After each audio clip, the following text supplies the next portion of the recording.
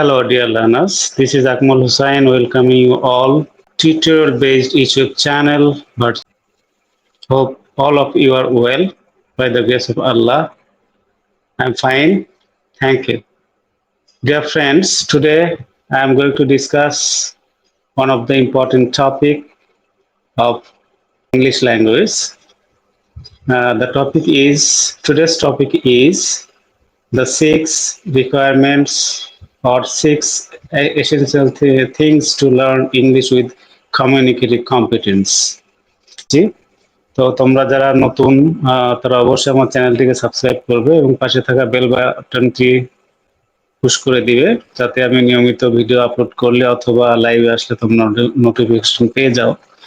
আলোচনা করা হবে। এখন আজকে আমরা আলোচনা করব যে ফোর স্কিলস অফ ল্যাঙ্গুয়েজ অর্থাৎ কমিউনিকেটিভ কম্পিটেন্স অর্জন করার জন্য আমাদের কি কি জিনিস থাকতে হবে, কি কি জিনিস জানা দরকার। Requirements or six essentials to learn English with communicative competence.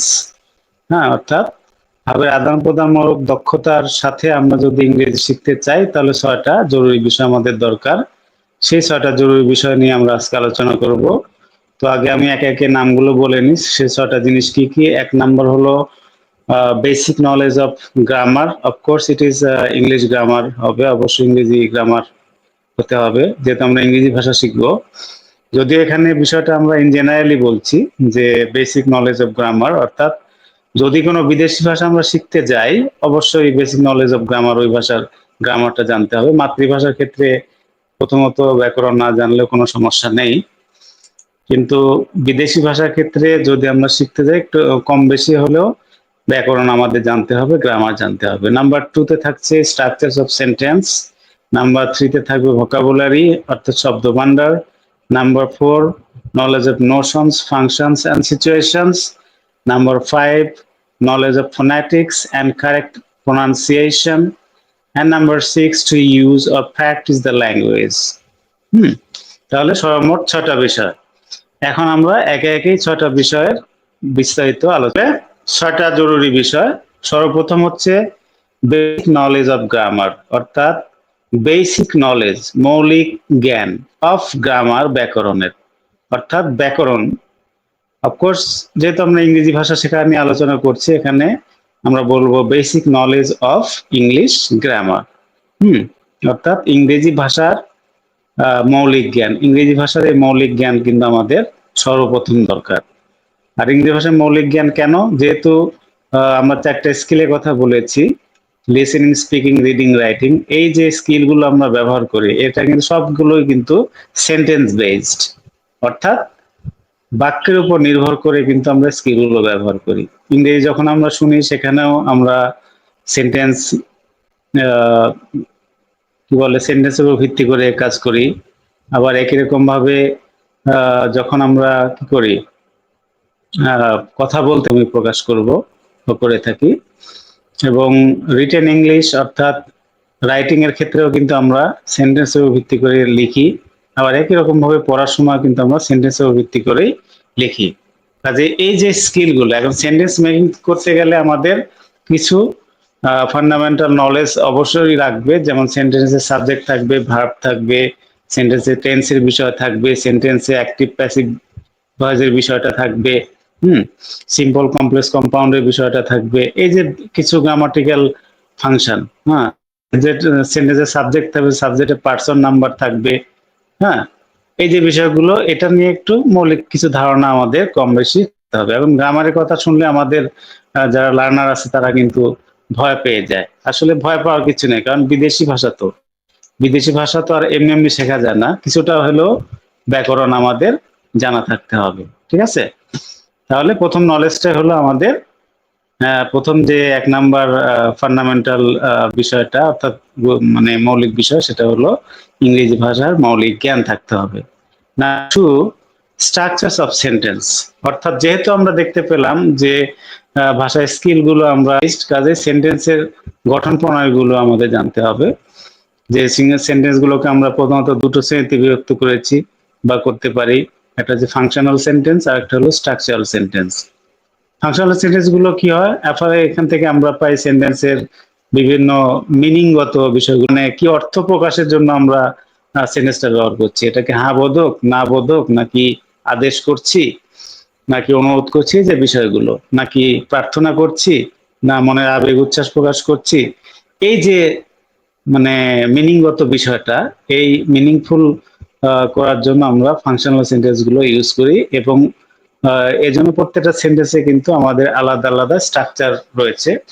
Affirmative সেন্টেন্সের একরকম স্ট্রাকচার, নেগেটিভের একরকম, তারপরে ইন্টারোগেটিভের জন্য একরকম রয়েছে, হ্যাঁ, ইম্পারেটিভ সেন্টেন্সের জন্য একরকম রয়েছে, অপটেটিভের জন্য একরকম, এক্সক্লামেটরি সেন্টেন্সের জন্য একরকম।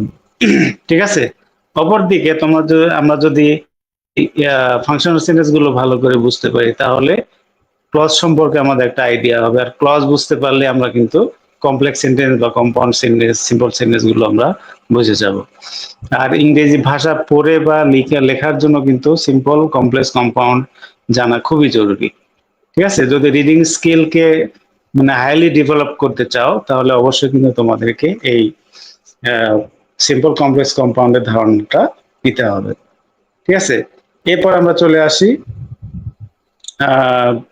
দ্বিতীয়ত যেটা আসবে সেটা হলো ভোকাবুলারি, অর্থাৎ word stock. Vocabulary first of all জানতে হবে, যে সেন্টেন্সে আমরা গ্রামার শিখলাম, স্ট্রাকচার শিখলাম। এখন স্ট্রাকচার তো হলো আসলে কি, বিল্ডিং তৈরি করার প্ল্যান, ইঞ্জিনিয়ার প্ল্যান করে দিয়েছে। এখন আহ, কি করতে হবে, ভোকাবুলারি অর্থাৎ ইট, বালি, সুরকি, সিমেন্ট, এই যে বিল্ডিং ম্যাটেরিয়ালস গুলো রয়েছে, এগুলো যথাযথ প্ল্যান অনুসারে সাজিয়ে বিল্ডিং তৈরি করতে হবে। ঠিক আছে। ঠিক এরকম ভাবে স্ট্রাকচার থাকবে, স্ট্রাকচার অনুসারে আমাদের শব্দগুলোকে যথাযথভাবে সাজিয়ে মিনিংফুল করে বাক্য তৈরি করতে হবে। এখন ভোকাবুলারির মধ্যে আমাদের কি কি রয়েছে? ভোকাবুলারির মধ্যে অবশ্যই আমাদেরকে ইংরেজি থেকে বাংলা ওয়ার্ড সর্বপ্রথম, ইংরেজি থেকে Bangla word, E to B, English to Bengali, and B to Bengali to English. কিন্তু আমাদের জন্য সবচেয়ে আগে জরুরি হলো বি টু, যেহেতু বাংলা আমাদের মাতৃভাষা, তাই বাংলাকে আমাদের কি করতে হবে, আগে বাংলা থেকে ইংরেজি ওয়ার্ডটা আমাদের জানার চেষ্টা করবে। তাহলে অটোমেটিক্যালি কিন্তু আমাদের ই টু বিটা কমপ্লিট হয়ে যাবে, অর্থাৎ ইংলিশ টু বাংলা আমাদের জানা হয়ে যাবে। তাহলে আমাদের অটোমেটিক্যালি বিষয়টা জানা হয়ে যাবে। আহ, তাহলে সেই রকম ভাবে আবার পাশাপাশি থাকছে কি, সিনোনিমস, অর্থাৎ সমার্থক শব্দ থাকতে হবে। একই বাক্য আমরা কি করতে পারি, সমার্থক শব্দ দ্বারা প্রকাশ করতে পারি। ঠিক আছে। একই সেন্টেন্সে আমরা একটা ওয়ার্ডের পরিবর্তে অল্টারনেটিভ ওয়ার্ড যা সেম মিনিং দেয় ব্যবহার করতে পারি। আবার আছে কি অ্যান্টোনিমস, বিপরীতার্থক শব্দ যেটাকে বলা হয় অপোজিট ওয়ার্ড। এই অপোজিট ওয়ার্ড গুলো কিন্তু আমাদের জানতে হবে, কারণ এই সব মিলিয়ে কিন্তু ওয়ার্ড স্টক। এর মধ্যে আরেকটা বিষয় রয়েছে, সেটা হলো ওয়ার্ড ফরমেশন, অর্থাৎ আমরা প্রিফিক্স এবং সাফিক্সের মাধ্যমে কি করি, ভোকাবুলারি ডেভেলপমেন্ট করি, অর্থাৎ ওয়ার্ড বিল্ডিং করি। হুম।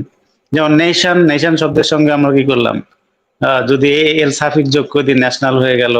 এ এল এর সঙ্গে যদি আইএসি যোগ করে, সাফিক্স যোগ করি, তাহলে ন্যাশনালাইজ হয়ে গেল। হ্যাঁ। আইএসএম যদি যোগ করে, ন্যাশনালিজম হয়ে গেল। তাহলে এরকম ভাবে একই শব্দকে প্রিফিক্স সাফিক্সের মাধ্যমে আমরা কি করতে পারি, রূপান্তর করতে পারি এক ফর্ম থেকে আরেক ফর্ম। নাউন থেকে অ্যাডজেক্টিভ করা, অ্যাডজেক্টিভ থেকে নাউন করা, আবার ভার্বকে নাউন বানানো, নাউনকে ভার্ব বানানো। এই যে টেকনিক, এই টেকনিকটার মাধ্যমে কিন্তু আমরা আমাদের ভিতরে কি এই ভোকাবুলারি গুলোকে ডেভেলপ করতে পারবো। এখন যদি কোনো লার্নার এই তিনটা বিষয়কে রপ্ত করতে পারে, বেসিক নলেজ অফ গ্রামার অর্থাৎ English grammar, structure of sentences, vocabularies, তাহলে এই তিনটা আইটেম যদি সে পারফেক্টলি নিজের ভিতরে নিতে পারে, তাহলে সে কিন্তু রিডিং অ্যান্ড রাইটিং এই দুটো স্কিলে দক্ষ হয়ে যাবে ইনশাল্লাহ। হুম। হতে বাধ্য, কারণ সে ইংরেজির গ্রামার বেসিক নলেজটা নিয়ে সে সেন্টেন্স স্ট্রাকচার শিখলো, পাশাপাশি ভোকাবুলারি দিয়ে সে কি করতে পারবে, সেন্টেন্স তৈরি করা শিখবে।